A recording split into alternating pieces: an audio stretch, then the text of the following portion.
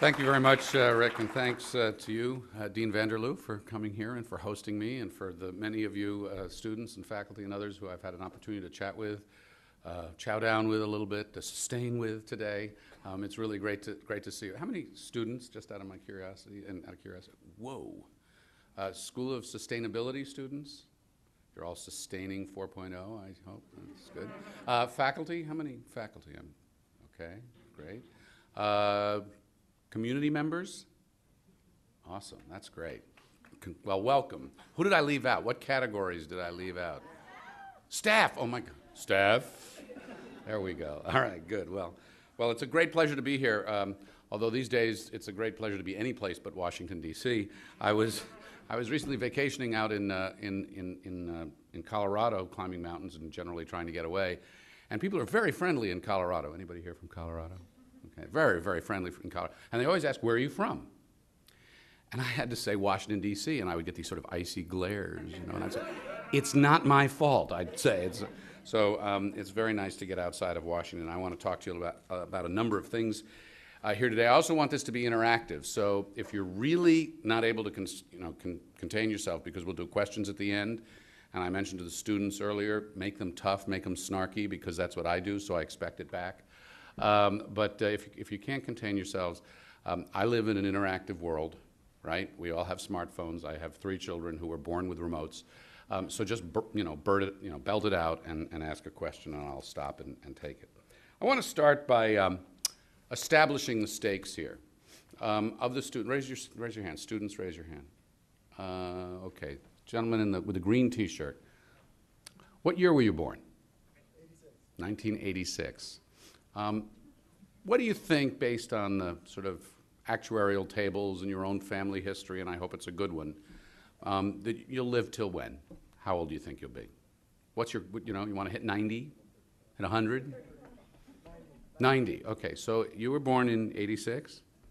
So have you ever thought, so what year would you live till? 2076. That's pretty remarkable to think about. If you had kids, if you decide to do that, maybe 10 years from now, and the kid was to live to 85, what year would the kid live till? That's a quick math thing. I want to see how well you do. About 2162? I don't think quite that long, but you got good genes, so I wish you luck on that. But let's put it this way: your kid will see 2100. Your kid will see 2100. Quite likely, your kids will see 2100. You will be in the prime of your work life in the year 2050, all right? So what we're talking about when we talk sustainability, when we talk about climate change, when we talk about modeling, it's not a model, okay? It's the real world. It's your life. It's your life. You will directly, through your children, see the year, most likely, I hope, see the year 2100, all right? So when we read about, what the sea level rise is going to be in 2050, I think, and I have done this all my life, right? I mean, do I write about 100 years or a century? When I write a story, I actually make a choice there, because it's a question of, if I want to emphasize more time, I might say a century, because a century somehow sounds like a long time. I remember when I was in school and I read 1984. It was a big George Orwell book. We've all read it. It seemed like, 84, that's like forever from now. Only it was not. It was 10 years away, maybe. 10 years, as you find out, goes really fast.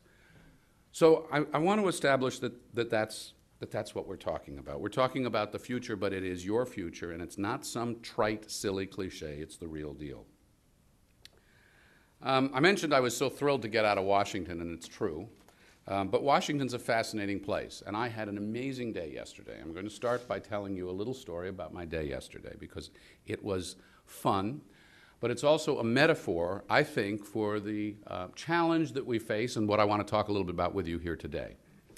So we have this Planet Forward thing, and it's fun, and I do a bunch of stuff with that. And I teach a class that's related to that, and one of my students' assignments, which they're now working on, is the Solar Decathlon. Everybody here know what the Solar Decathlon is? Who knows what's the Solar Decathlon? Lady with a hand up. Car race. Like a car race? Nope. Bah. Next. Who's they?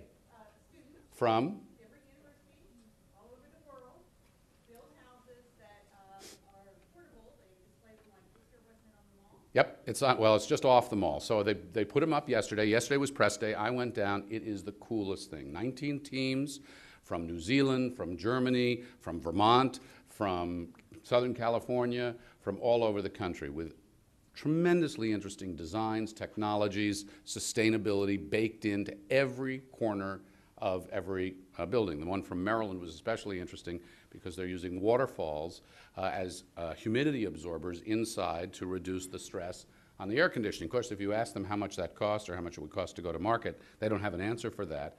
But we're in the early stages. But it was so exciting.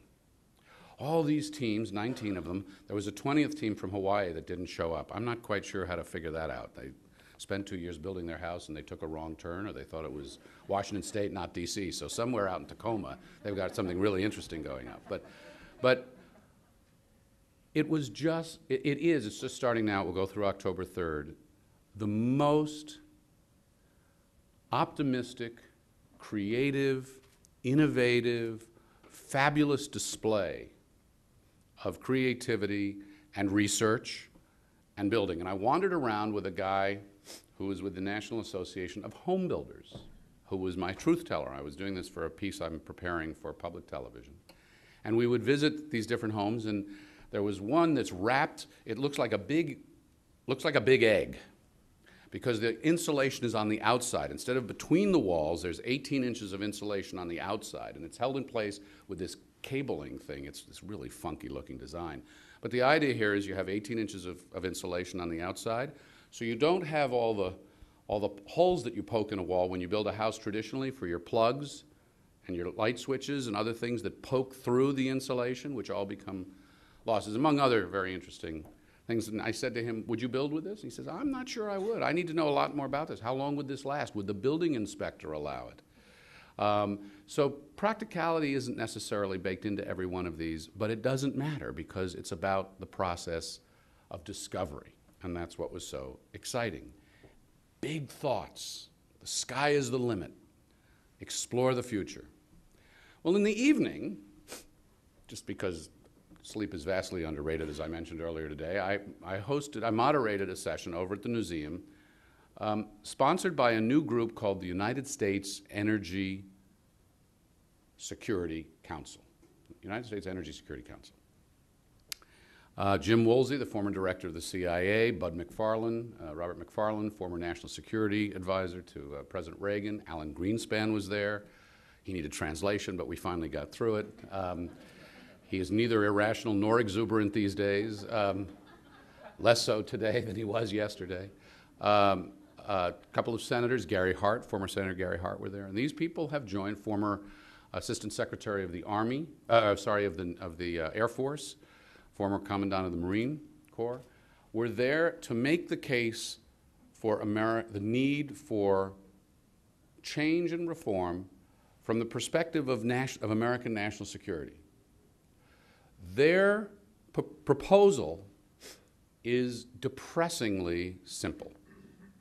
And it is that they were up on the Hill, lobbying the Hill, to pass a bill that was submitted in a bipartisan fashion yesterday, simply to require over a great deal of time that any car sold in this country contain a flex fuel sensor, which costs around $100, so that a car could run on a variety of fuels, gasoline, ethanol, methanol, what have you. What was depressing about it was that's all they were asking for, because they can't get any more off the Hill. They know the auto industry will oppose it. And the pitch they're making is we have to break the monopoly of oil, because 97% of what drives our transportation fleet is oil, petroleum-based. And the way they're going to do it is by putting this flex fuel sensor in every car, and that will create the marketplace for these other fuels, because many of these other fuels will be cheaper. Methanol would be cheaper. And what came up repeatedly was the comparison to Brazil. Anybody been here to Brazil? Okay, and you've seen what they're doing in Brazil, right? 40% roughly of their fuels, transportation fuel, is grown in the sugarcane fuels, from sugarcane ethanol. But here's the difference. In Brazil, when they went here's the other comparison. Roughly every new car sold in Brazil is a flex fuel vehicle. So when I was down there working on a story I was doing, I was driving a rented Chevrolet through the sugarcane fields on 100% straight alcohol, as they call it, alcohol, they say, at the pumps. And I look to the camera and I say, why can I drive a Chevrolet flex fuel vehicle like this in Brazil and I can't do it in the United States of America? And essentially that's what these gentlemen are saying. It's absolutely unconscionable that Brazil is eating our lunch on something that we should pioneer for about $100 a vehicle. Here's the difference, though. When they pioneered this technology, if you can call it pioneering, in Brazil, they required that every service station in the country sell the alternative fuel. So when you pull into any service station in Brazil, you can buy gasoline, you can buy alcohol, you can buy ethanol, and you can put any mix. So depending on the price fluctuations of any one of those things, you can decide what to put in your car, and your car will read it and be fine. We're not going to require, these guys don't want to require that in this country. And what they say, we want to let the marketplace work. If you create the market in the vehicle, then the market will take over and the cheaper fuels will grow from there. Maybe they're right. I think clearly it's going to take a lot longer. It's a lot less onerous because, we're in an anti-regulatory mood these days. If you require businesses to put in tanks, it costs a lot of money to do that or to clean out the old ones. But here's what was depressing about it. They had been up on the Hill, and they were basically told, nothing's going to happen on this or anything else by Republicans and Democrats alike. These are veterans. One of the senators who was there was Bennett Johnston of Louisiana. Essentially, they're saying they've not quite seen it like this before. Now, in this environment, I felt yesterday like I'd started the day on this incredible high, hanging around these young people who are building for the future, ending the day I think the term we use is veterans, who had the political reality of paralysis on the most modest of proposals shoved in their face. It was like a pie in your face at the end of the day. So this is where I start from, that engaging this challenge, talking about climate, which is such a complicated, emotional issue for so many people, has been made much more difficult by our political environment. And science is not enough. The scientific knowledge that we've got simply isn't adequate to win the day politically and even with the public. So that's why I entitled my talk, Science is Not Enough, How to Make Climate and Sustainability Cool Again. I thought it was kind of a clever title. I sort of liked it. Kind of cool. I get it. Let me start with the notion of science for a minute. We were talking about this earlier. What is science? Science is a process, a discipline. The more data, more science, the more information, the more we know, we build on what we've learned, the more we understand. I looked it up in the dictionary just to be sure. And one definition is knowledge as of facts or principles, knowledge gained by systematic study. I don't think we could think for a moment that anything that happens in Washington, or really anywhere else these days, is very systematic, unless it's just sort of a systematic waste of time. We collect data in science. We construct models. Information leads to understanding. We build on all of that to create knowledge, which is why we work in universities and why universities are so exciting to be in. Here's the problem, though. That's not how people work, most people. It's certainly not how politics work, and it's not how the media work. So I want to talk today a little bit about what that means, what the challenges are that presents, what we can do about it, what the opportunities are, maybe some of the obligations that universities have, maybe new obligations that universities have to enter the fray, and how we can make it all compelling, engaging, meaningful, smart, maybe a little clever, maybe, God forbid, cool. Now, as was mentioned, I started this project, Planet Forward, which has been a lot of fun, and I'm going to talk more about that in a minute, and I'll show you a clip. You can avert your eyes because there's this really ugly guy doing the thing. So, and I've really enjoyed that, fundamentally because I believe in the power of storytelling. But I also believe, and it's why I based it at George Washington University, in the power of the university and all that it represents to pull people together, like in this room. Young people who are students, accomplished people who are scientists, people who are staff, who are working every day, people in the community who come because you're interested. This place has a special credibility. It has a special draw. It can reach beyond the classroom. It can have an impact that goes beyond however brilliant your professor is, what she tells you at the front of the class. You bring those things together, and it's incredible what we can do. And boy, do we need it, because as I say, Washington's broken, the media are a mess, and the public is confused and angry and frustrated and scared.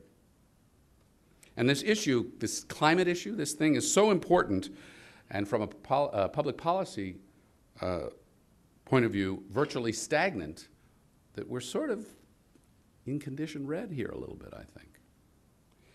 So here's the question, though. In the end, will the public rally to it? What's going on? Well, not too long ago, a new poll reported on NPR caught my ear. Caught my ear, not my eye, NPR. Suggesting that we're going backwards in this whole thing. 18%, almost 1 in 5, say they don't think global warming is happening at all. Fewer than half believe that if it is happening, that it's caused primarily by human activity. This is the one I like, Dr. Scientist. Only 39% of people in this poll believe, and I'm quoting the poll, most scientists think global warming is happening. That number, by the way, is down from 47% in November of 2008. 40% of people think, I'm quoting again from the poll, 40% think there is a lot of disagreement among scientists about whether or not global warming is happening. So not only do people not know the science, they don't know the scientists who know the science. Maybe that's encouraging. That was a Washington Post poll. Now, the good news is, especially for those of you who've been watching closely, the presidential election is certain to shed more light on this topic. We can expect deep and thoughtful consideration of the issue. We can assure that the media covering it will peel back the onion and look at who's telling the truth and where that information is coming from, that sound bites won't prevail. I'm not sure about that, because sound bites will prevail. From Barack Obama saying that all it'll take is green energy to deliver jobs and prosperity, which is way oversimplified, and is, when I was doing one of my documentaries, I was walking through the I visited the National Renewable Energy Labs in Boulder, and I was walking around with this really cool guy who was the lead engineer on the wind turbines and wind power, and we were walking past this ginormous turbine, and the camera's rolling, and I think I have got just a dead shot swish from center court question. I said, by the way, where was this made? Thinking he was going to say, Madison, Wisconsin or something. He said, Brazil. I said, Brazil? Why is it made in Brazil? He says, because they make it cheaper down there. But he says, I'm sure that once we get to scale, we'll make them in this country. We all know what China is doing with solar power and what's happening there. He's not alone in the soundbite department. We saw, anybody see Governor Rick Perry recently, who accused scientists of manipulating data, and Michelle Bachmann, who says that climate change is a hoax. So the idea that our politicians are going to enlighten us in a meaningful and ongoing way is sort of just this side of fiction. It remains a partisan issue. A new Ipsos survey found that 72% of Republicans, as opposed to 92% of Democrats, believe that global warming is happening. And while that still represents 3/4 of Republicans and a critical mass that should be a clear signal to politicians on both sides, there is a very substantial gap, and that gap broadens as you drill down into the internals of the polling. One element of which is that the skeptics are becoming more entrenched, it would seem. This Ipsos poll found that in 2010, a year ago, 35% of those who identified themselves as climate skeptics said they were certain of their beliefs. Today, that number is 53%. Why so much controversy with this stuff when the science seems so compelling? As I said, because most people are not scientific in the way they absorb their information. They are not scientific in the way they go about their lives. They are not scientific in the way they process information to craft their opinions and beliefs. I have watched this all my career, and it's a fascinating thing. I've taught a class on media bias, which is also a class on personal bias, because very much what you see depends upon where you stand. People's beliefs come, yes, from school and the science courses they took there, but also from friends, community, experience, their trust or lack of it in the institutions that are feeding them their various bits of knowledge or information, from the media, from the belief systems they bring to life, to the table, from their inherent biases, and from their own observations. And that last one, observation, may actually be one reason why that last poll shows some small movement, because people have been observing rougher weather. What have we had? $10 billion or greater weather events and natural disasters just in the last year. And we know what the temperatures have been doing when measured against historical records. So it's maybe nice that people are moving a little bit, but it's a little slow if we're going to expect any meaningful change, and that was certainly reinforced by that experience I mentioned to you yesterday in Washington. There is so little consensus across the aisle in D.C., and there's foot-dragging in the high-growth developing countries, so just plain little compelling leadership on this issue. Now, I'm not doing this to brown nose because I'm at ASU, or because Michael Crow isn't here, but I know he's watching the webcast. But Michael Crow, the president of ASU, said the following: what is it that makes it so difficult to move from what is to what ought to be? I term our present predicament the collapse of the interface. We know more and more, and our knowledge means less and less. He sees a direct challenge to science, and he observes we've not developed an adequate interface between science and society. And that is true. We talked about this earlier. It is a profound challenge to science, and scientists all over the world are running around scratching their heads saying, how do we do this better? How many of you guys have visited TED.com, TED Talks? Anybody seen Hans Rosling's washing machine presentation? Above and below the washing line, there he is on stage with a washing machine. A brilliant illustration that everybody can understand. It's probably not what you'd see in the front of the class. And it's probably not what very many media organizations I know would go out of their way to illustrate in order to convey a complex point. So, yes, President Crow, true enough. Media are often the interface. I mean, the beauty of TED is that the interface is a mere click. It's a mere conveyance. There isn't actually an interface beyond the technology it takes you to watch the talk itself. Media, I think, have not developed an adequate interface because we haven't made science real, compelling, approachable. Most journalists don't understand it themselves because very few are scientists. In the journalistic organizations, media organizations that had science reporters, many of them have been cut. And so this gets caught up instead, like so much in the journalistic world, in the world of politics and policy, as a war of sound bites, as sort of a crossfire moment, as little one-dimensional bits and pieces. Now, a couple minutes on the media, by the way, because I'll savage them, but I come from them, right? You know, there was that old Saturday Night Live skit, you know, baseball's been very good to me. Well, the media's been okay. And I enjoy it. I love it. It's got such incredible power, which is why I feel so strongly about this, and I want to do this with my students and with others.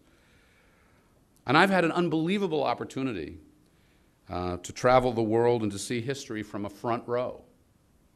So if you'll forgive me for just a moment, I'll tell you that I was on the tarmac when America's hostages came out of Iran. I was in Wiesbaden as the hostages filed off that plane. I was in St. Peter's Square after the Pope was shot. And people around, I had been in London. I had just come back to London. I was based in London at the time. They said, "Get to Rome, the Pope's been shot." And I didn't believe them, but it unfortunately was true, and I got there within a few hours. I was attached to the White House, assigned to the White House when President Reagan stood before, and I was with him when he stood before the Brandenburg Gate and said, Mr. Gorbachev, tear down this wall. And nobody thought it would ever happen. And in fact, we all thought he was, and in fact his national security staff thought he was doing something terribly dangerous and provocative by going to the wall and saying such a thing. I was at the White House during the days with Oliver North, for those of you who can do Trivial Pursuit. Oliver North, which scandal? Iran. Oh, good. I like this.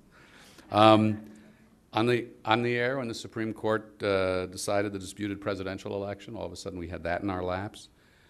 I was bureau chief at CNN when 9/11 took place, and I was on the west front of the Capitol standing on our scaffolding when Barack Obama took the oath of office, first African American in history in this remarkable history of this country. Now, Jim's heard me say this. I say this not to name drop, maybe a little, but really to make a larger point. Like Forrest Gump, I've been hanging around a lot. Life is not like a box of chocolates, but it is an amazing thing. And I have seen the power, because I was at CNN when CNN was brand new, to connect people with ideas, to show them pictures, to inform them, to illuminate them, to motivate them. I had an incredible opportunity to interview Václav Havel, the former president of the Czech Republic, and I asked him, what was the secret of the Velvet Revolution? How did that happen? How did you throw off communism? And you know what his answer was? I remember when this was. I interviewed him in '94, so it's a while ago. He said, the secret was the fax machine. Because for the first time we had a piece of technology and we could blast pieces of paper around and instructions for people and end run the authorities. But I've also seen, and I'm sorry to say this, the media lose its way, and it's one of the reasons, to be honest, I went to the university and established this project at the university. Cutbacks, ratings, the bottom line, these kinds of pressures have led to terrible cuts and hacks in the craft, I think. By one estimate, over the past 10 years, 12 years, more than $1 billion per year, sort of on an annualized basis, has been removed from mainstream news gathering, with less than $200 million being put back in sort of new online journalism. The media have fragmented. Audiences have diminished across the board. The Washington Post has about a third less of the circulation it did. Newsweek was sold for $1. Its record recently, it hit 6 pages of advertising in one of its editions. The bedrock of all journalism really is newspapers, because that's where the digging is taking place. In Denver, in Seattle, in Detroit, in Philadelphia, papers have closed or been so downsized that they're barely recognizable. Then there's the attitude. Now, I like attitude just fine, but there is a bias in the media. Now, that'll probably surprise you that I would say such a thing. But it's, in my view, not principally left and right, although it's more so now in some places, proudly than it was before. It's principally a negative bias. It's the scoundrels, it's the scandal, it's the conflict, it's the screaming. Some of that is as it should be, by the way, because media, the journalism, we were set up to be the watchdogs, right? To hold people in places of power to account. It's a very important part of our republic. But we've gotten carried away with this because guess what sells, right? It's the attack that sells. And some of this is natural. I mean, so to the students in the room, if you signed the little decree that let your parents actually see your grades, and your grades went home and you got 3 A's and 1 D, what do you think you'd be asked about first, right? I mean, so some of this negativity bias is what we're all about. The story, as we like to say, is the plane that, we don't like to say it, but you know, the story is the plane that crashes, not the plane that lands. But we've gotten carried away with this. So what do we do about it? How do we connect these dots? Back to the university. What this university is doing is a remarkable series of things. A start, a very dramatic one, in science, engineering, technology, through Lightworks, the Decision Center, and Decision Theater, and the 100 Cities Project, and the what is it, campus metabolism? This web tool where you can actually see in real time where and how energy is being used. It's a very cool thing. You showed that to me when I was here before. Through the Ocala Sustainability Initiative, the doctorate that you've got in environmental design and planning. These are remarkable, and in many cases, as we were discussing, at least in intent, if not in complete execution yet, interdisciplinary approaches, whereas too often we're not interdisciplinary enough. Other schools are doing or trying to do somewhat similar things. They've established institutes and centers and labs and major research initiatives from Yale to Bard, from Stanford to Oregon State. I especially like what Oregon State University has done. Anybody know what Oregon State University does? Yeah, but the one that I think is really cool is they've hooked up all their elliptical machines, so when you go in and you work out, you generate power. I like that. I mean, it's probably enough to, recharge one iPod, but it makes you feel good, and it's good for your heart at the same time. GW is climbing onto this initiative, and I think we'll be developing some more things over time. It's just launched a major solar installation in the middle of town. We're warring with American University to say, mirror, mirror on the wall, whose solar is better than the other ones. And Planet Forward, which I started. As you pointed out, and I think this is kind of neat, I like to say this is not a television show with a website, it's a website with a television show. An open source, sort of think YouTube for sustainability, all right? We focus on innovation, we invite people in, and then if you got a good idea, it sort of climbs up the media food chain and ultimately can make it into the TV show. The idea here, and what I want to do is, how do we use media? Can we use media to encourage the innovators, to reward and highlight the inventors, to take people who are actually seeking solutions and make them famous? Take their idea and put it on TV in the middle of Washington, D.C., and have a policymaker staring right at that screen. Is it going to inspire them to pass a silly little piece of legislation in Washington? By itself, probably not. But we need to, and can now, because of the media tools that we all now have, take some of this in our own hands. And that's kind of what we've done. We now have about 1,000 videos that have been posted. The latest round we have from 30 different universities, but also from entrepreneurs and scientists and advocates and businesses across the country and even around the world. We had a group, one of our other finalists from Colombia, Engineers Without Borders, went to Ghana and put up this really out there video about these, what exactly were they, Jim? Sort of solar-powered toilets, for lack of a better term, to turn waste into energy. Sort of a delicious concept, not to do around dinner time conversation, but it works. But what we're looking for, too, is to help people be storytellers, tell their own story. We tell businesses, if they want, or entrepreneurs, if they want to put something up, be informational, not promotional. So I started this as an experiment with a room full of students. They joined me when I said, somewhere in this room is the next Gates or Zuckerberg, so let's go do something together. They helped us name the project, which I think is also very cool. Planet Forward. It's about the planet, and it's about moving forward. It's fundamentally optimistic in its nature. It says we can solve this if we can find the right ideas and apply them in the right ways. If we can take the right research, knowledge, and bring it to work, and put it to work in the right way. Now, I had to change it a little bit, because when I first started this is my learning process. Our motto to get people launched was, Planet Forward, make your case. And so the idea was, you like coal? Okay, go ahead, make your case. You like solar? You think solar can be brought to scale? Make your case. And we got a number of videos this way. It was really interesting. We got this young man standing on a mountaintop where coal had been removed, saying this should be a wind farm, and its wind farm would be more sustainable, and he explained why. We had a state senator from West Virginia say why she thought coal was a good thing and all the jobs that it provided. But I kind of felt that it wasn't really moving the needle very much. That this, the sort of make your case, everybody's got an attitude, an axe to grind. You can find that in a lot of places. So we switched it over to this notion of innovation and invention, because that takes us to a different place. It takes us out of the debate and into the discovery, which I think is fundamentally exciting. That's part of the cool part of it. So what I'd like to do, if I can figure out, do you want to help me with this? I'm a technologist. Wait, you told me. Send to left. No? Oh, Left.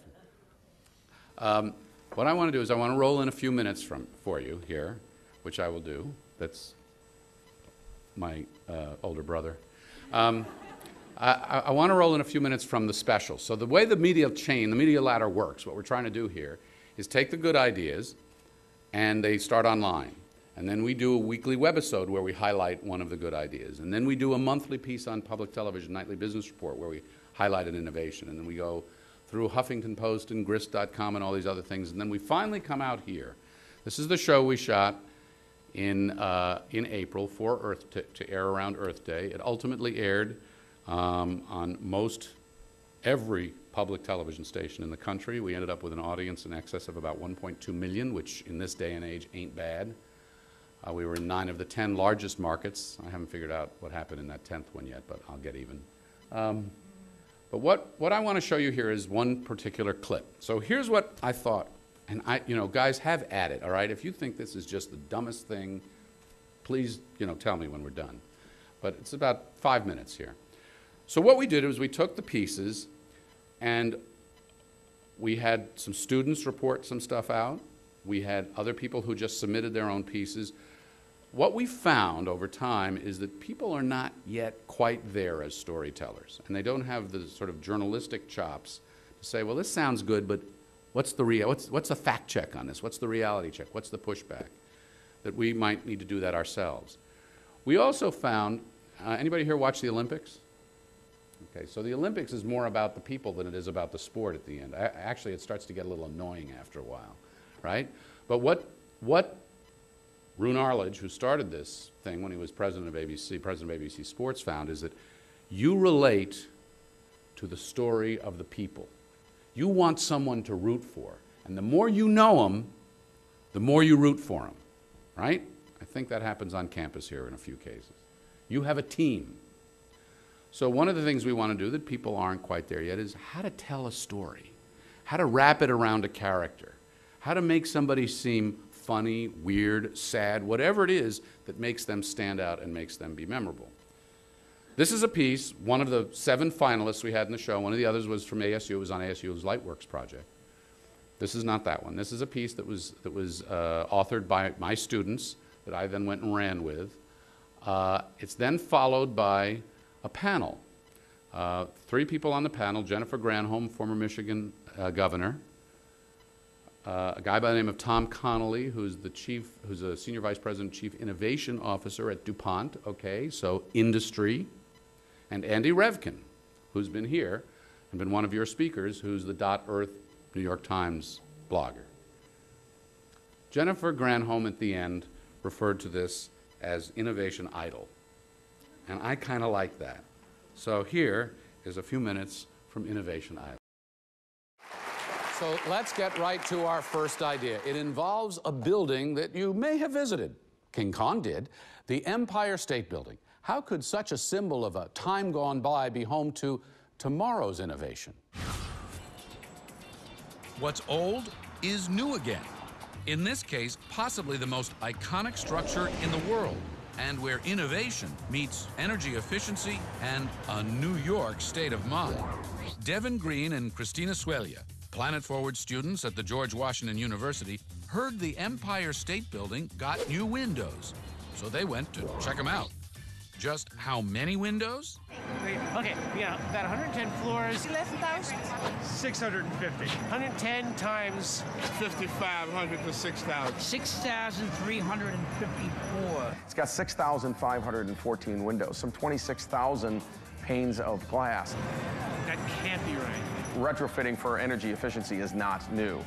But doing it on the level that the Empire State Building did in a 1931 building is rare. Wait, this man really retrofitted more than 6,000 windows? Is he serious? To find out, we left Manhattan for Sunnyvale, California to meet Kevin Surace. Surace is head of Sirius Materials, and after a career as an engineer and software maker, he discovered the market for creating energy-efficient building materials. Some little-known facts, right? Buildings all up, including the materials and the operations of our buildings, on a worldwide basis contribute about 52% of the world's energy-based CO2. 52%. By the way, cars, passenger cars, are only 9%. So it turns out that our buildings, or the construction field, has had very little change in a very long time, like 100 years. And because it's been so long, there's a big opportunity in buildings that nobody wants to touch. His innovative ideas led to his work on the Empire State Building. He's been Inc. magazine's Entrepreneur of the Year. You know, when you look at an open hole in the wall, it's an R0. R0 means, you know, there's no resistance to heat flow at all. R means resistance to heat flow. And R1 is a little bit better than that. R2 is what dual pane clear windows are. High R-value windows are built in a unique way. They have multiple chambers separated by suspended film. That clear film goes in, it goes in with a special set of spacers and other sealants, and then we fill it with gas, and that's a krypton-argon blend. Of course, the Empire State Building is a fantastic project. We replaced all 6,514 windows. They were dual pane, and now they're 4 times better than dual pane. We took all that glass out at night. We actually reused the glass for the very first time ever done. So was this enormous project really worth all the effort? We decided to go see for ourselves and get some answers from the man who owns the place, Tony Malkin. His family has been in real estate for 4 generations. Energy efficiency is good policy, he says, but it also can be great business. So what's your payback on all of this? All of it together, Yeah. our net additional costs for energy efficiency measures at the building over our original budget is $13 million. Our savings per annum based on energy costs at the time we signed the contract is $4.4 million. So it's a 3-year payback. So a 3-year payback for all this. Is that And then we'll save that money every year. We have done more leasing in this building since we initiated this program over a shorter period of time than ever before, possibly even than when the building was built. Not everybody can afford to do this. So how replicable is this? Because this city is filled. I think something like 40% of the buildings here are older buildings. It's extraordinarily replicable. If you look at a life cycle cost analysis of a building, just like a car or a plane, every system has a useful life.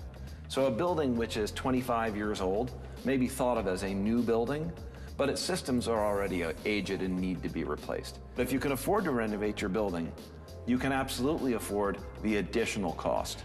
Green has to be green. Green can't be, oh, isn't it nice?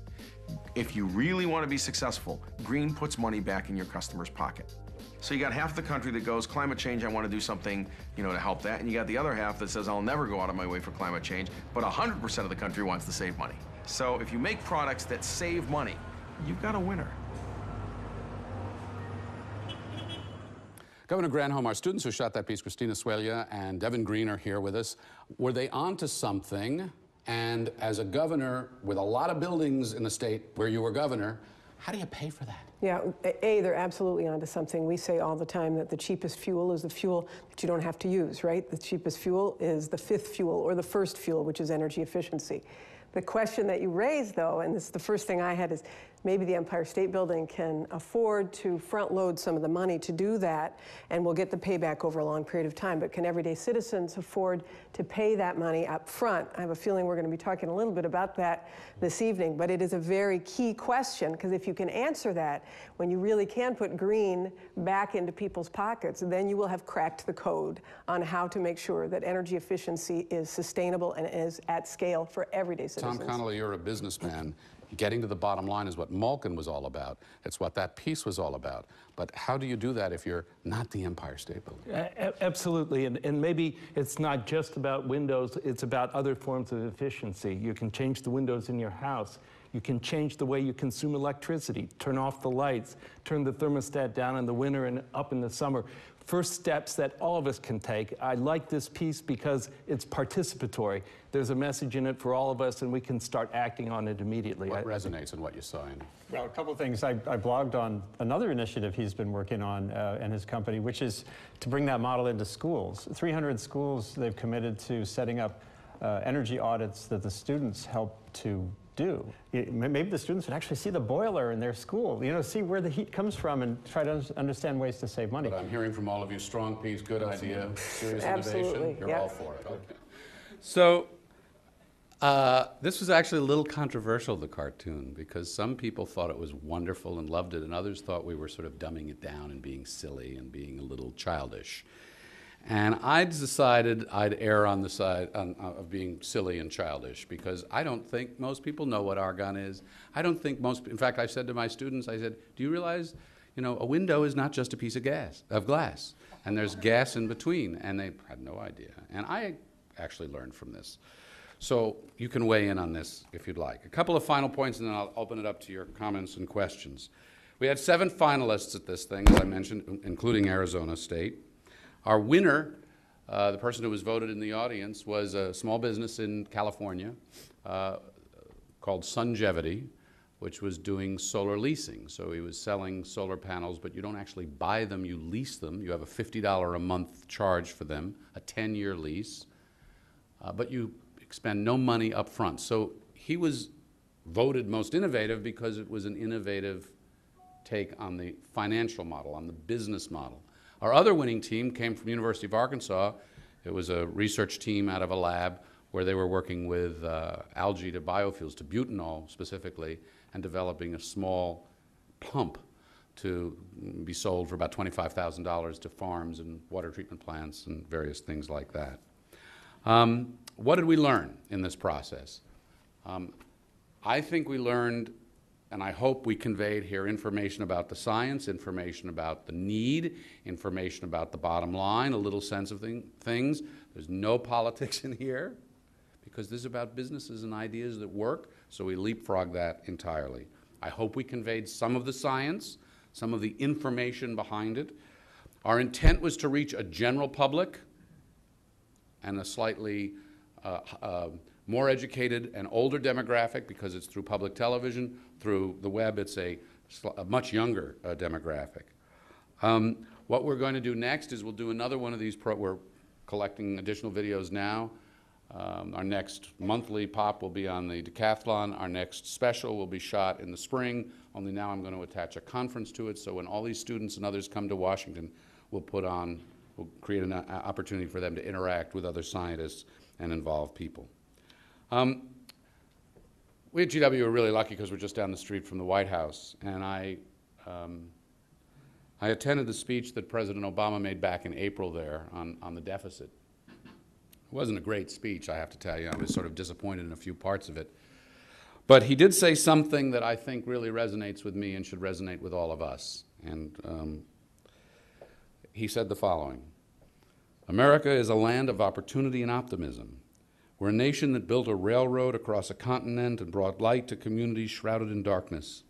We've led the world in scientific research and technological breakthroughs that have transformed millions of lives. That's who we are.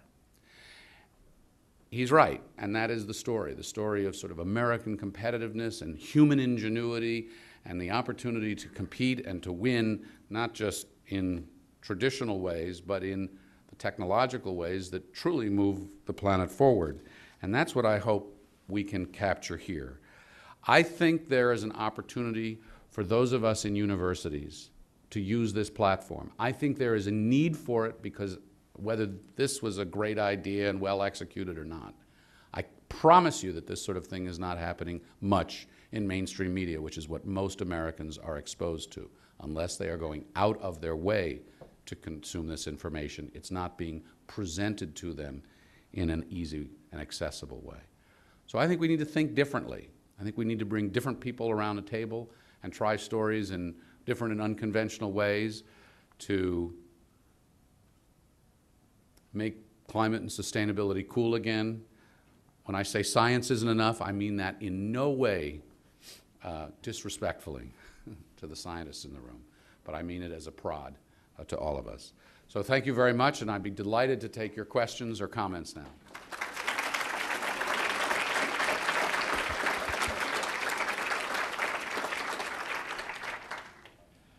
Frank, you hated it, didn't you? I mean, well, I wanted you to get I wanted your cartoonist to get the physics right in the cartoon. Uh-oh, did he get it wrong? Yes, he got it wrong. Okay. Tell me. Argon does not, the properties of argon is not that much different than a lot of other gases as far as conduction is concerned. What it does is suppress convection because it works like molasses. That's the insulating effect. So it's not conduction, it's convection. So it was a little skewed. And again, the real phenomena of that glass is the low emissivity of the surfaces, because radiation loss is much bigger than convective losses. So I think that would have been a better way of looking at that, because that's almost magical in a way, the low emissivity and how you deal with radiation. And again, I think that would have been a much more significant So we aspect. need you on our advisory board. We need you on our editorial board. Just need better science, okay? Yeah. What's that? What's emissivity? The ability to reflect in the infrared, basically.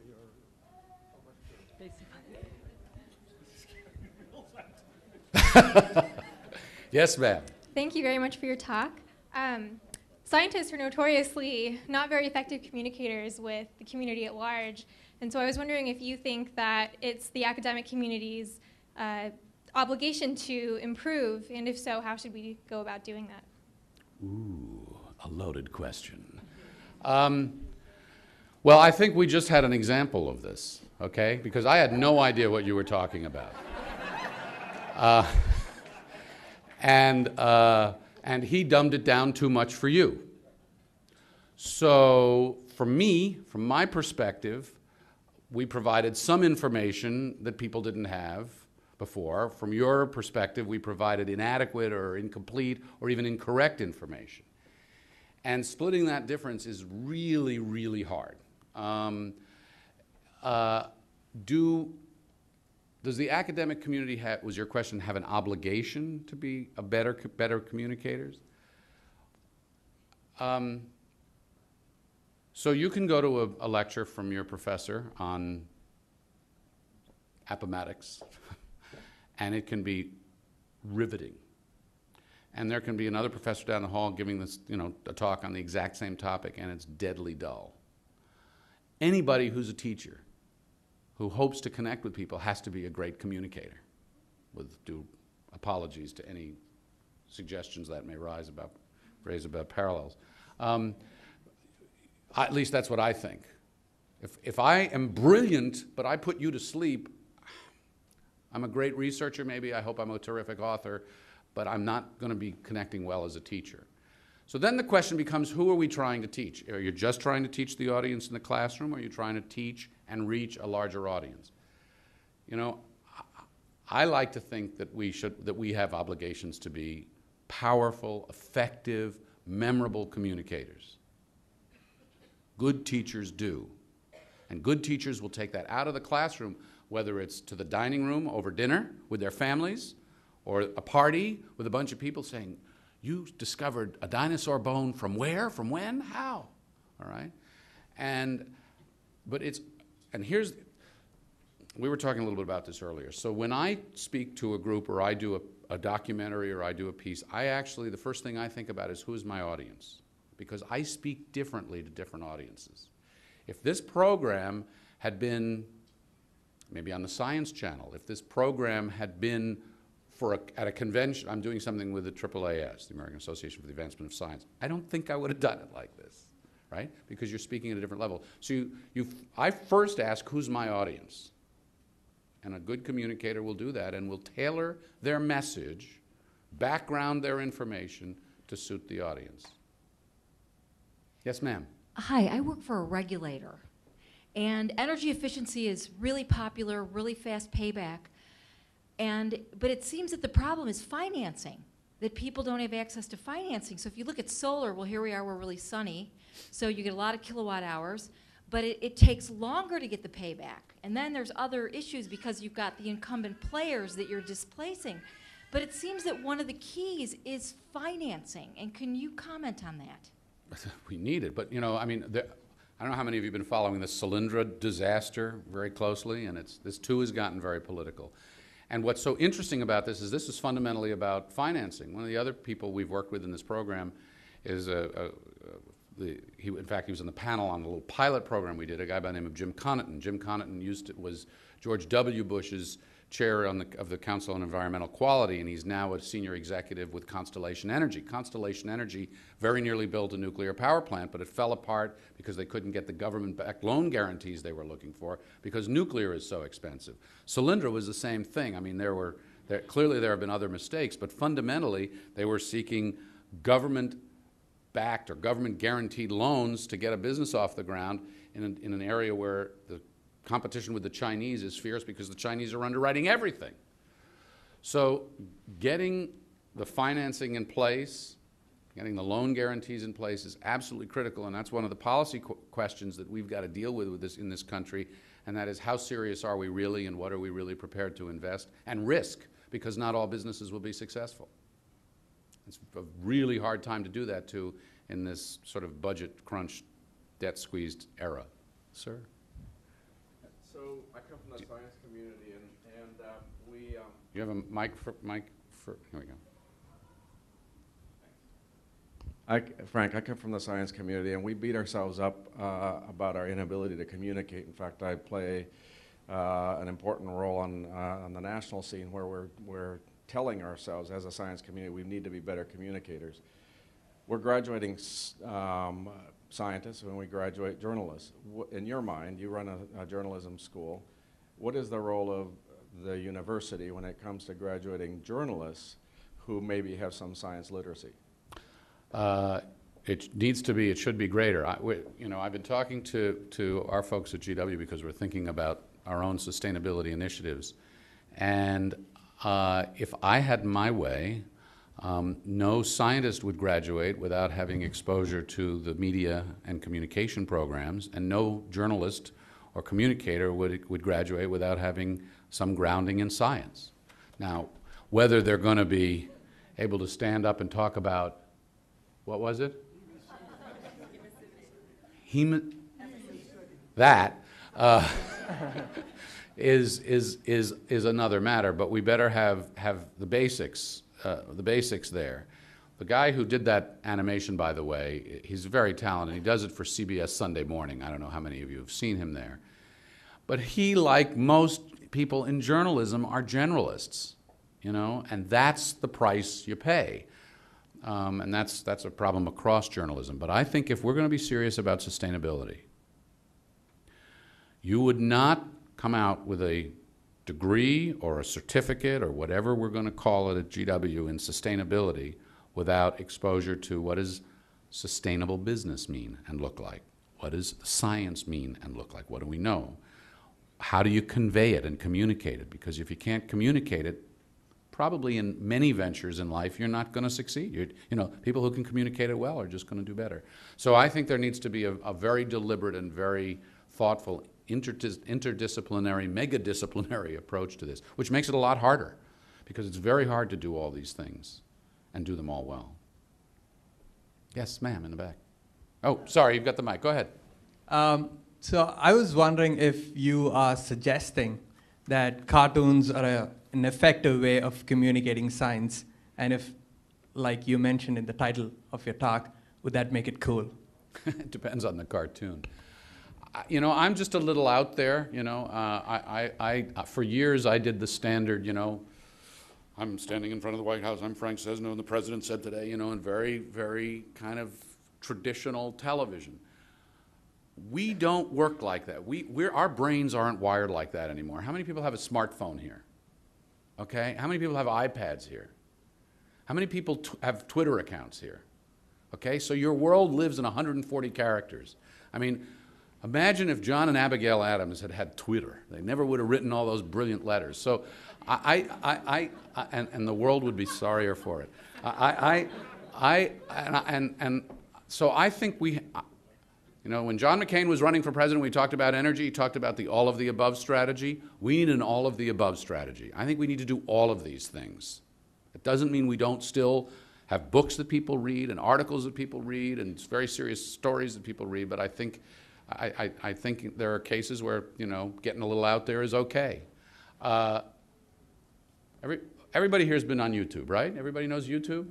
All right, I'm going to ask a question. How many people here have seen the video, one of the most famous videos on YouTube and elsewhere, Charlie Bit My Finger? Raise your hands.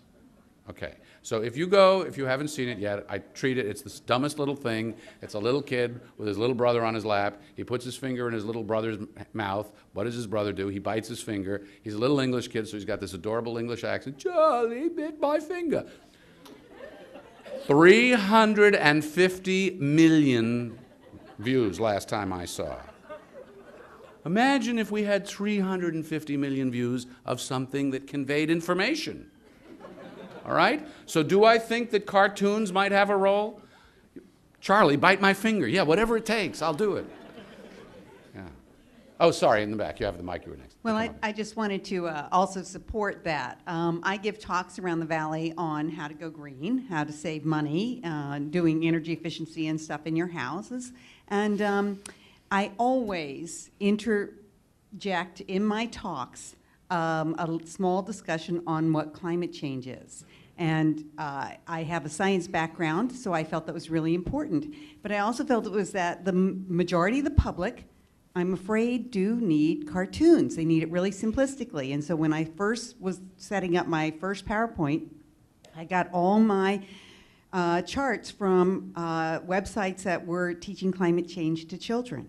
They're very simplistic. It was very easy to explain, and I get the best feedback from people who come up and say, I never understood what they talked about. Really? They come up to you and they say that to you?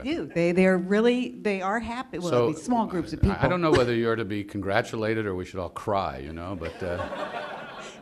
Well, we have, like you said, we have to find every opportunity to teach people, to educate people. So if you have an opportunity in a talk you're giving, then to change the dynamic, get rid of the doubt, reinforce science some way, I say go for it.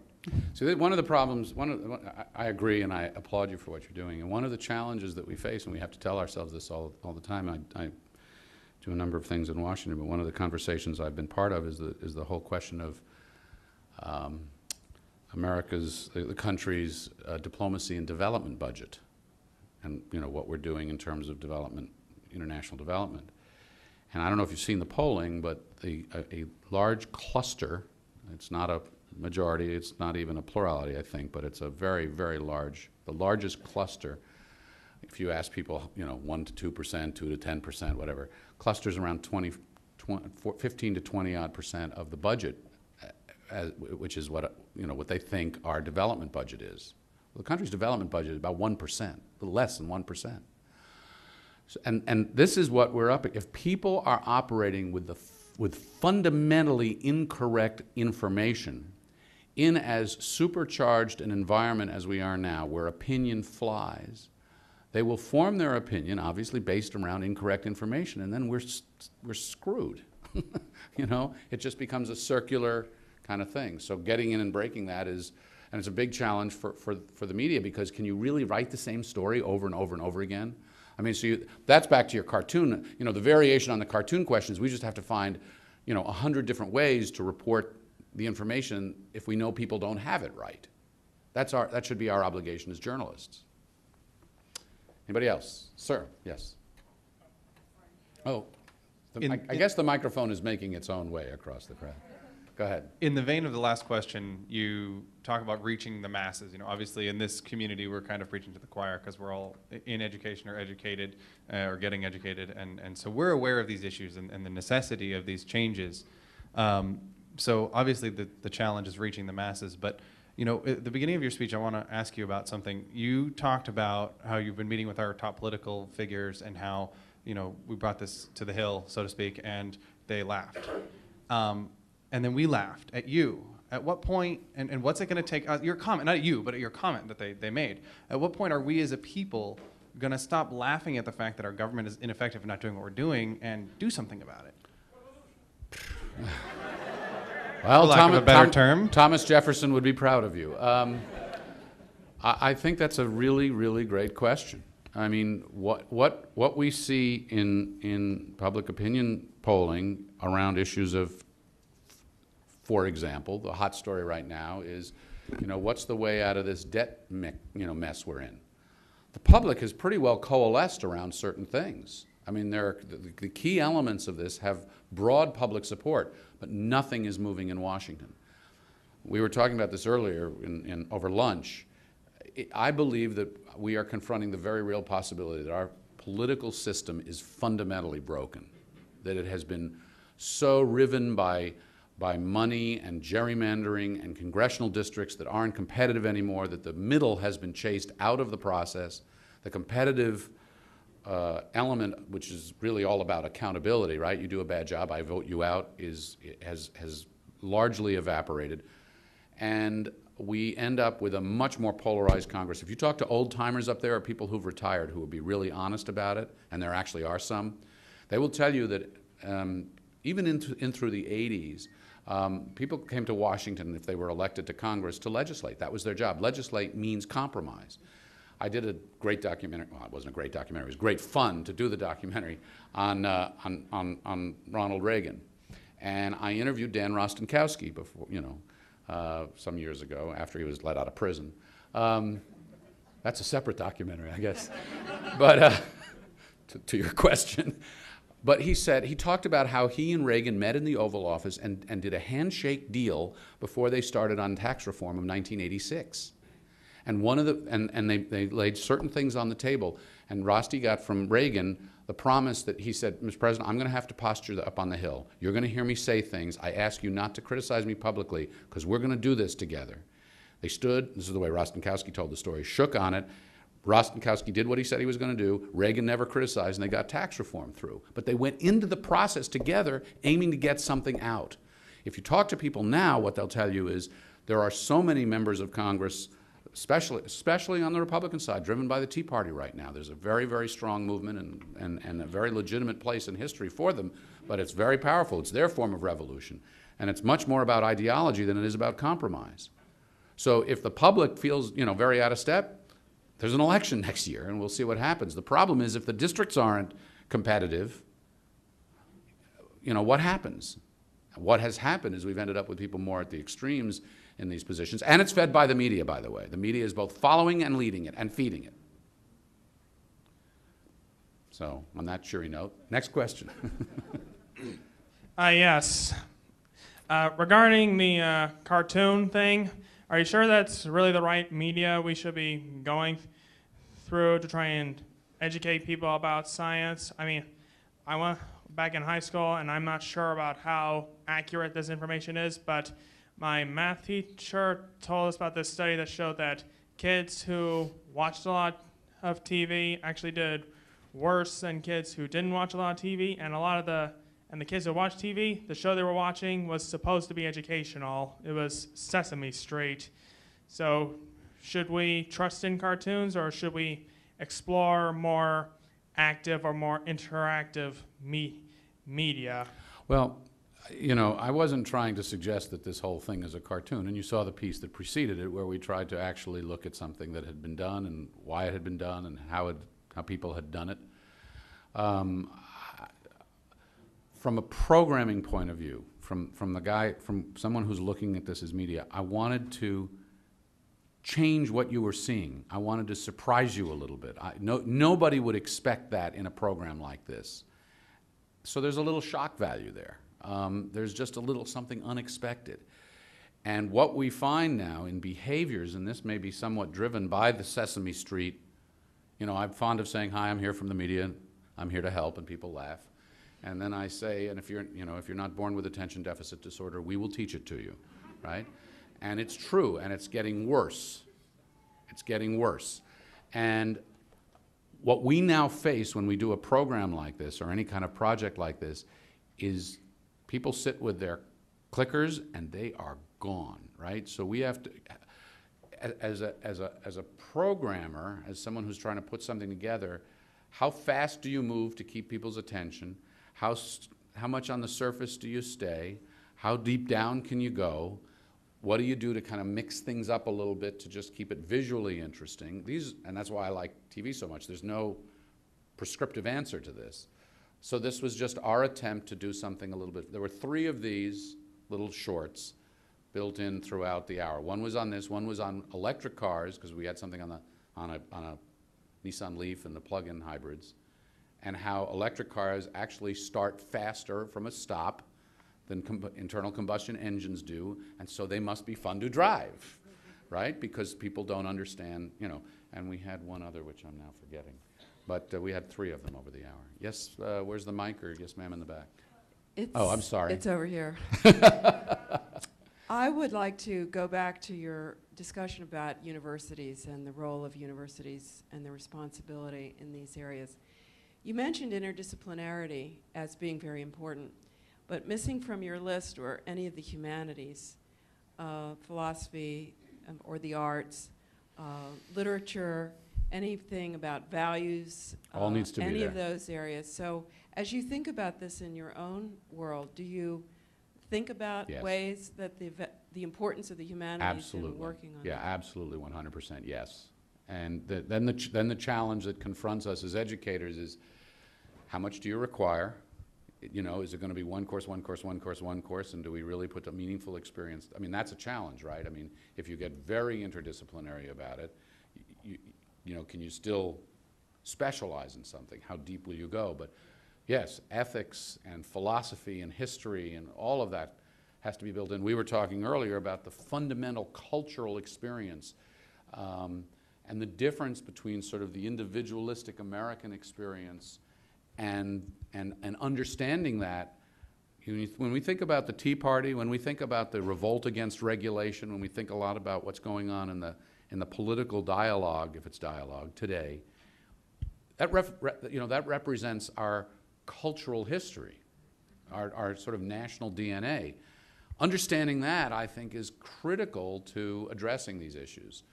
So the answer is yes. How we get there, I'm not sure. You know what the mix is, and that's going to be up to the various institutions to figure out. But it's very important. It's just as we teach ethics in our journalism program. Yeah. Hi, I'm Carol, and I was born in 1968. I am a product of Sesame Street. I did very well in school. Who's your favorite character? Tell me it's not Oscar the Grouch. No, I liked Snuffleupagus because he was just a little weird, a little different. But So you probably liked the cartoon. I then, eh? loved it, and I think there is the guy left, but the term, I still don't know the term or understand it. There is a difference between, like you said, a professor who is intelligent. If you can't bring it down to a level, I used to jokingly tell my GED students we're going to dumb it down, because if you're not at that level, it means nothing to you. That little cartoon made sense to me. I understand it. I had no idea that that existed. And if you think about how education starts, we all, I'm not going to say all, a lot of us learned our ABCs by singing. You're using more than one sense. So if you see a cartoon and it grabs you, I would just like to say I think it's awesome, because I think there is an intimidation. I'm an educated person, but I would still feel incredibly intimidated trying to speak to that man and understand him.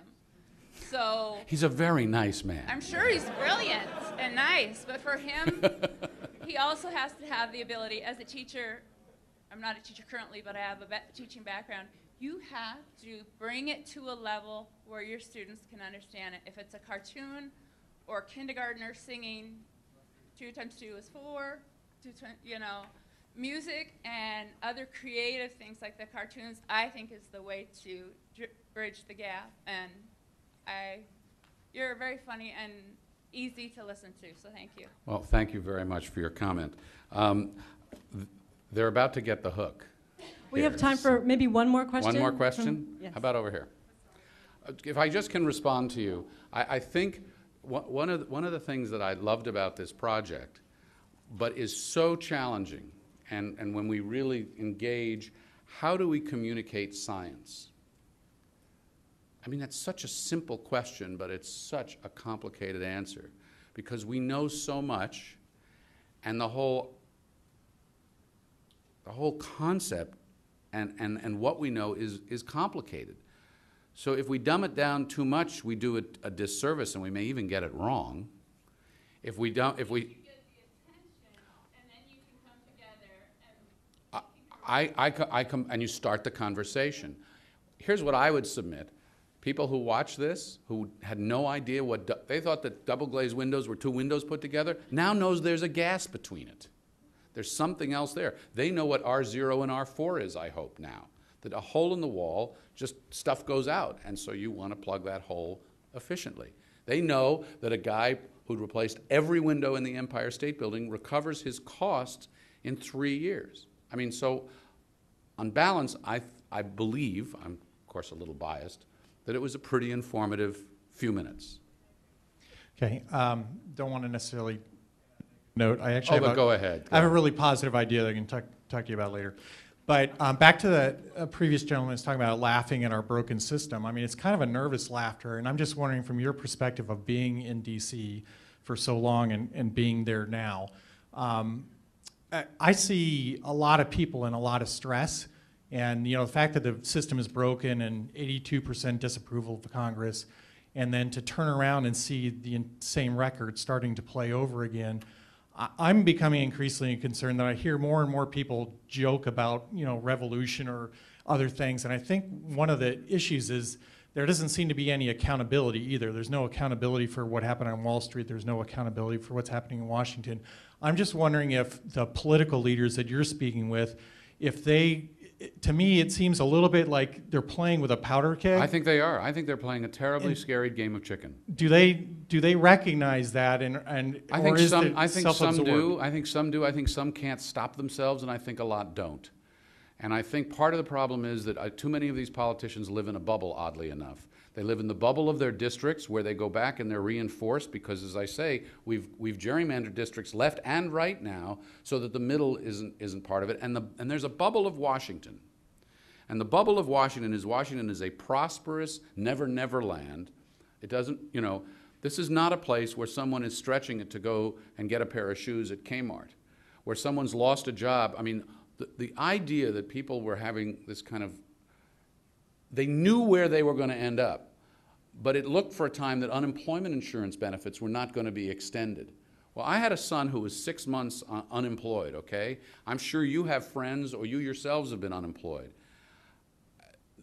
It's beyond stressful. People are reduced to tears. People lose their homes. People are scared to death. People don't sleep. That's the reality that I think is too often absent from the political discourse, or it's reduced to what seems like a self-serving soundbite. I think it's often, sometimes in media coverage, but seldom.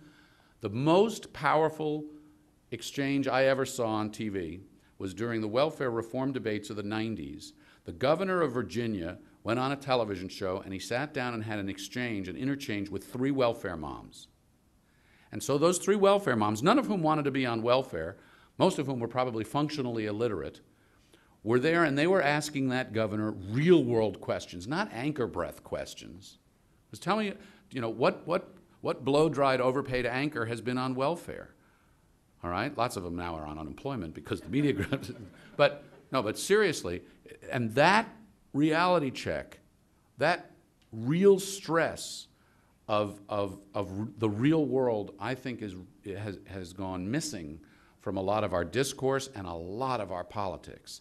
It's why, just one second, it's why, because now I'm on a roll. It's why Bill Clinton was as successful as he was, because he could connect with that. And oddly enough, in his own way, Reagan, whom I covered, could as well. And he was a much more distant person.